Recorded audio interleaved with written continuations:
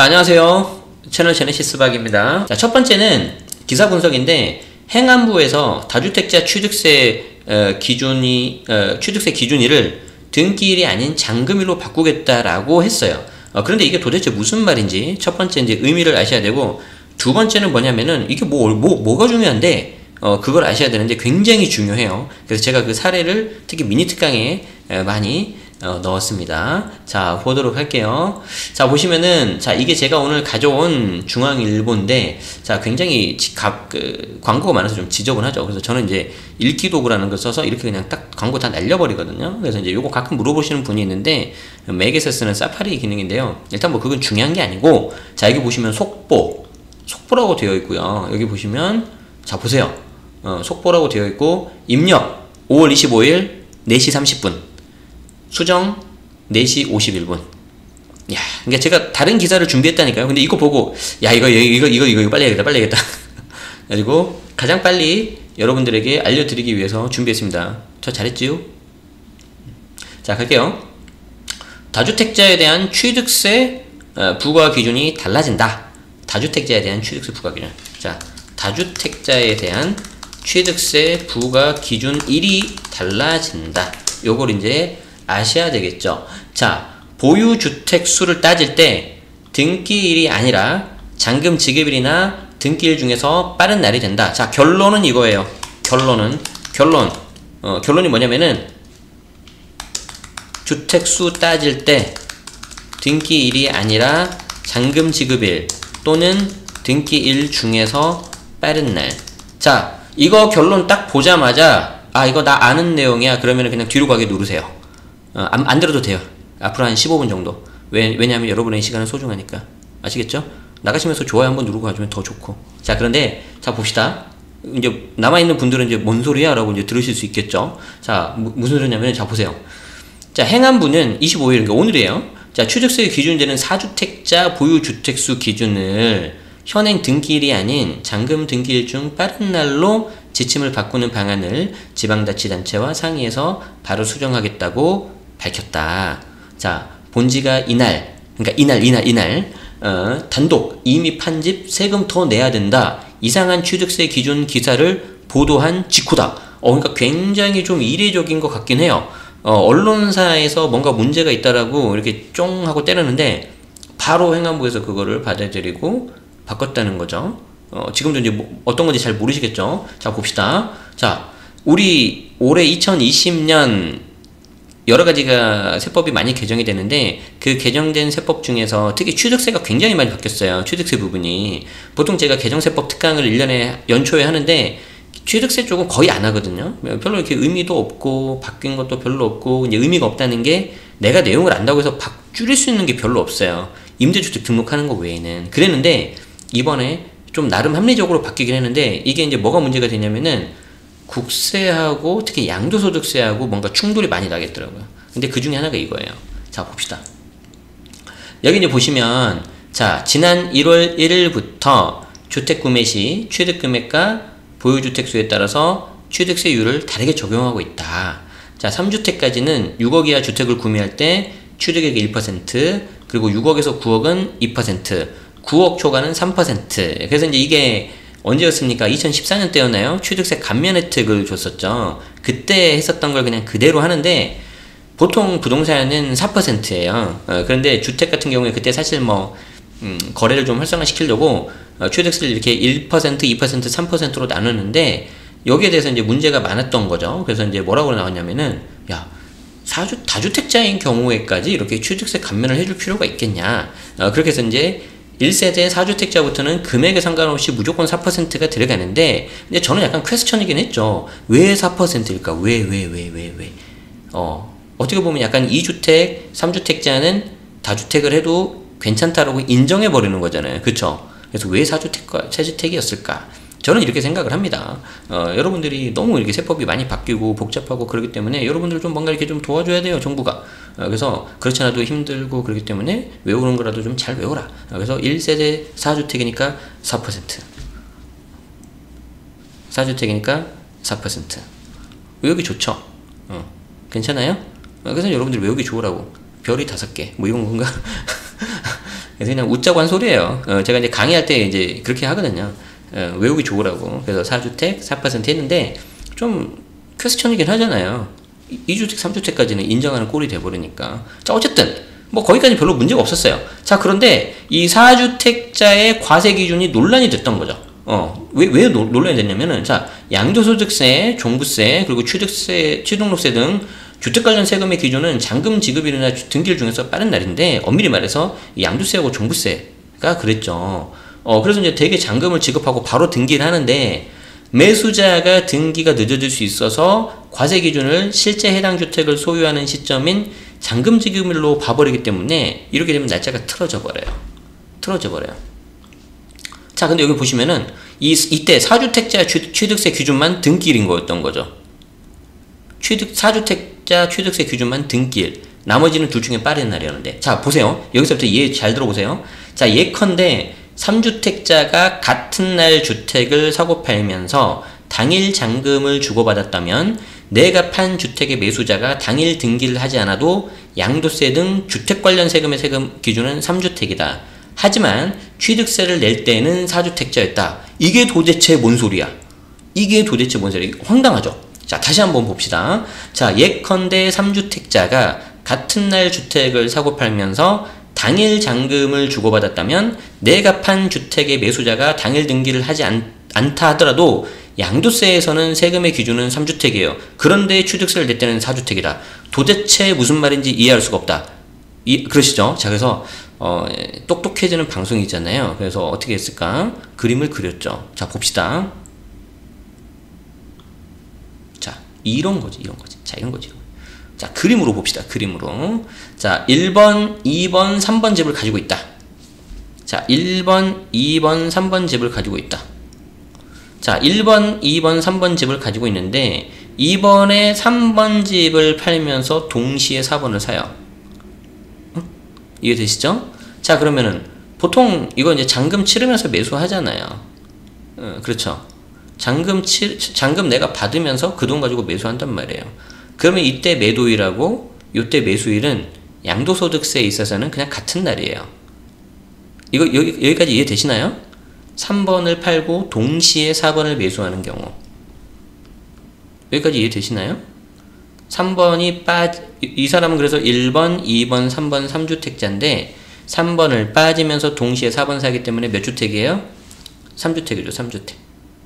맞죠? 3주택 맞죠? 여러분 동의하시나요? 동의하시면 네라고 좀 해주세요.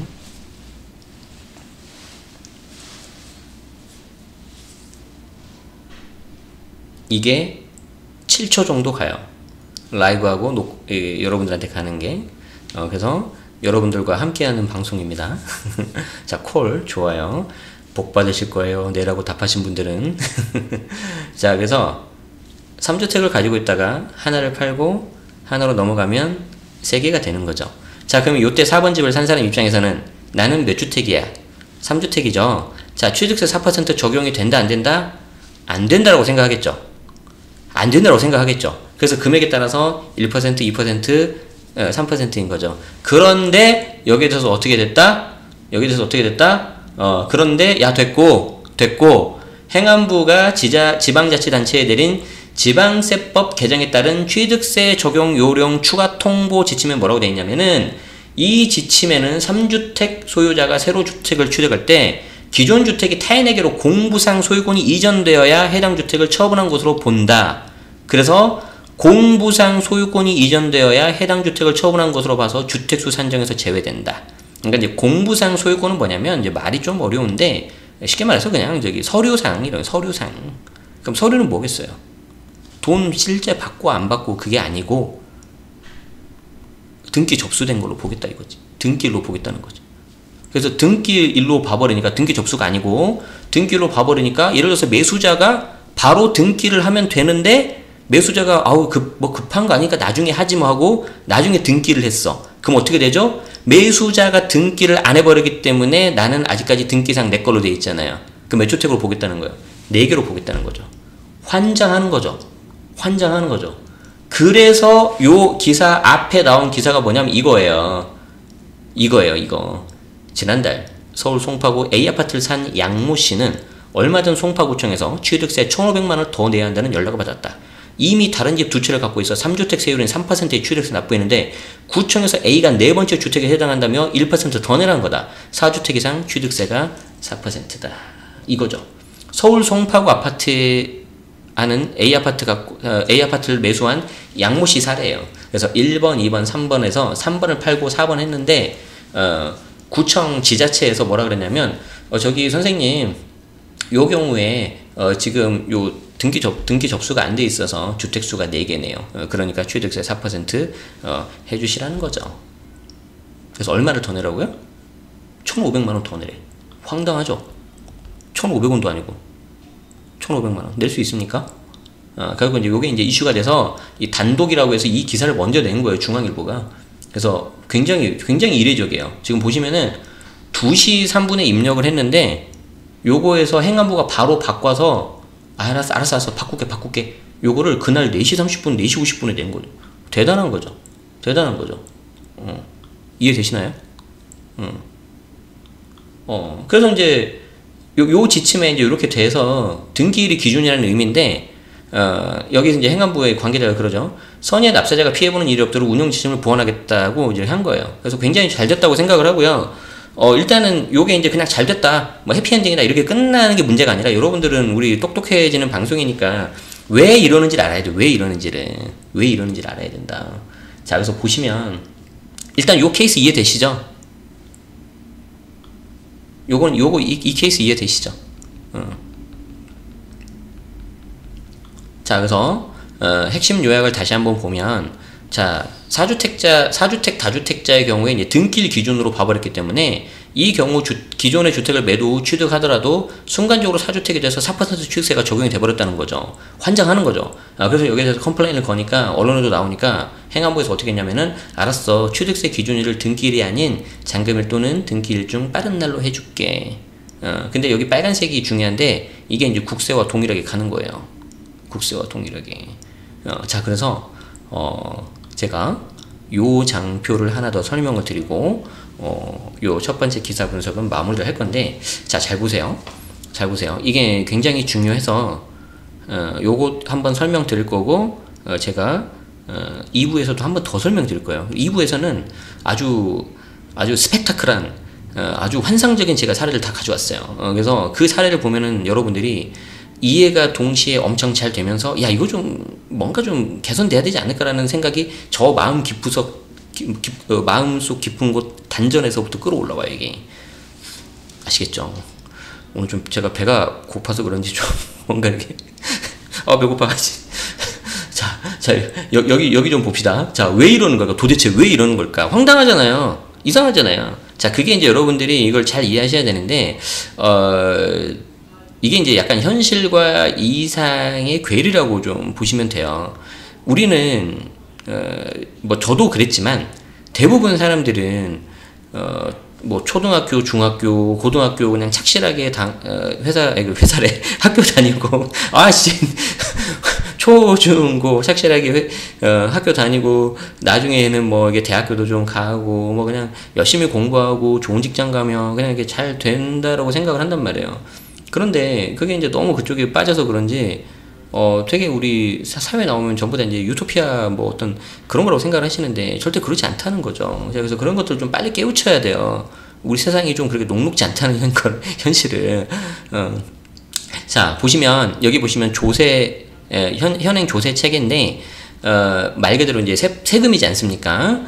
이 현행 조세 체계가 국세와 지방세로 나뉩니다. 국세와 지방세. 자, 국세와 지방세로 나뉘는데, 자, 국세는 이 종류가, 세금의 종류가 조금 어려운 말로 하면 세목이라고 해요. 세목. 뭐라고요? 세목. 이 세목이 14개가 있고요. 지방세는 11개가 있어요. 자, 그래서 여기 첫 번째 우리가 일부에서 여러분들이 알아두셔야 되는 건 뭐냐면은, 자, 현행 조세 체계가 국세와 지방세로 되어 있더라. 국세와 지방세로 되어 있는데, 어쨌든 국세하고 지방세로 구분이 되는데, 이 국세에 보면은 뭐 소득세, 법인세, 상증세, 부가가치세, 종부세 이런 게 있더라. 지방세를 봤더니 뭐 취득세, 재산세, 지방소비세, 레저세, 자동차세, 담배소비세 이렇게 여러 가지가 있더라. 아시겠죠? 자, 그러면 여러분들이 관심 있는 세금이 국세인지 지방세인지 좀 구분을 하셔야 돼요. 자, 여러분들이 관심 있는 세금이 이 소득세 안에 이제 양도소득세가 있지 않습니까? 제가 퀴즈를 내겠습니다. 자, 여러분들 관심 있는 세금이 자, 1번 양도세, 종부세, 2번 취득세, 재산세. 자, 1번이에요, 2번이에요. 여러분들 관심 있는 거.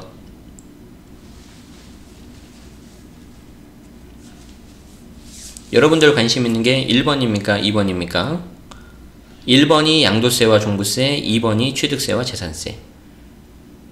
대부분 2번일 텐데 마미주님은 취득세가 엄청 나오시나 보네. 하우맨님도 그렇고. 자, 뭐 그럴 수 있죠. 자, 근데 대부분 물어보면 여기 우리 채팅창에도 보시는 것처럼 양도세와 종부세가 워낙 크기 때문에 1번 국세에 대해서 관심이 많아요. 자, 그러면 국세에 대해서 내가 물어보고 싶으면 여기 지금 국세가 14개나 있는데 이 국세를 관할하는 데가 어딜까? 국세를 관할하는 데가 어디냐면 이름도 비슷한 국세청이에요. 국세청.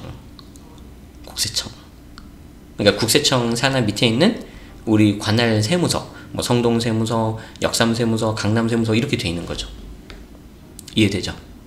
그러면 이제 거기서부터 쭉 따라가 봐요. 내가 양도세라든가 종부세에 대해서 궁금한 게 있다 그러면 어디로 가죠? 세무서로 가야 되는 거죠. 국세청에다 문의해야 되는 거죠.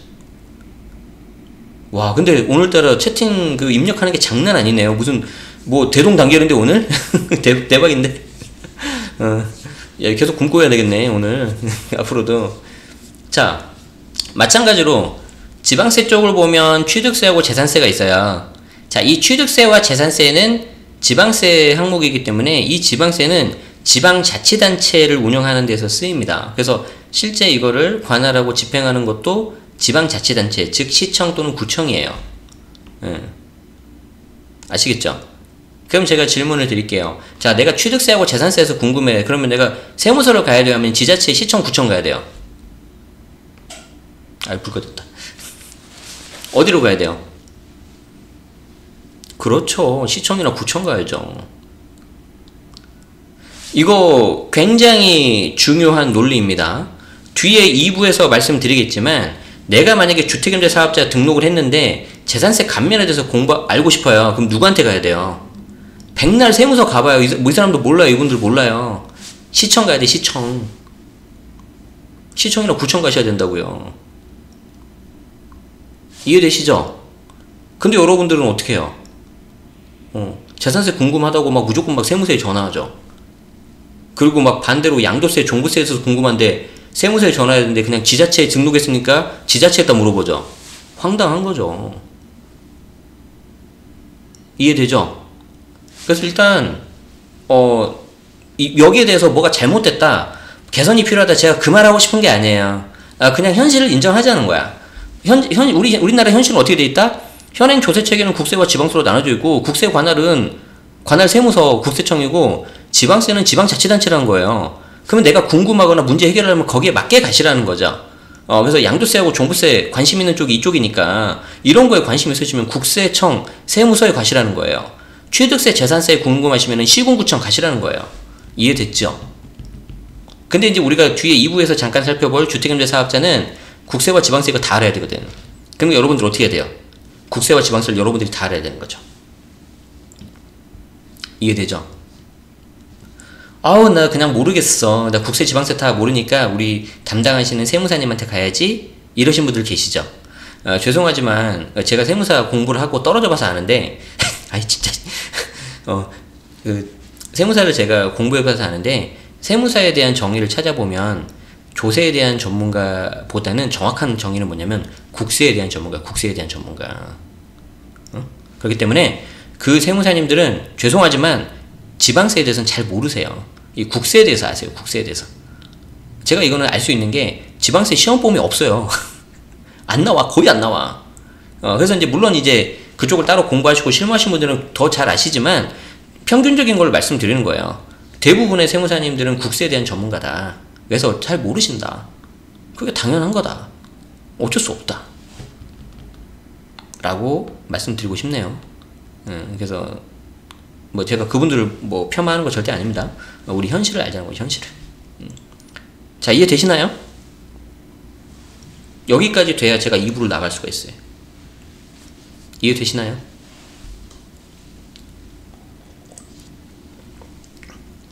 오케이, 좋아요. 자, 오늘 분위기 좋아요. 자, 그래서 굉장히 제가 봤을 때는 중요한 기사가 나왔고, 행안부에서 이제 이쪽을 담당했던 거죠. 그래서 이제 행안부에서 담당하니까 자기들은 그냥 취득세 기준으로 그냥 부과해버린 거예요. 그러니까 이렇게 부과를 해버리니까 관련된 여기 송파구에서 이거 1,500만원 더 내라는 게 황당해버린 거죠. 그리고 제가 이거는 그 기사 링크만 드릴 건데 여기 보세요. 주택 수요자들은 이중잣대라며 반발하고 있다. 매수하는 주택의 과세 기준은 법령을 따르면서 매도하는 주택에 대해서는 어떻게 다른 주택을 적용하는 거냐? 국민에게 아무런 고지도 없이 공무원들끼리만 알고 있는 기준으로 과세하는 건 말이 안 된다. 라고 이제 서울 광진구에 사는 성모씨 38살 분이 말씀하신 거죠.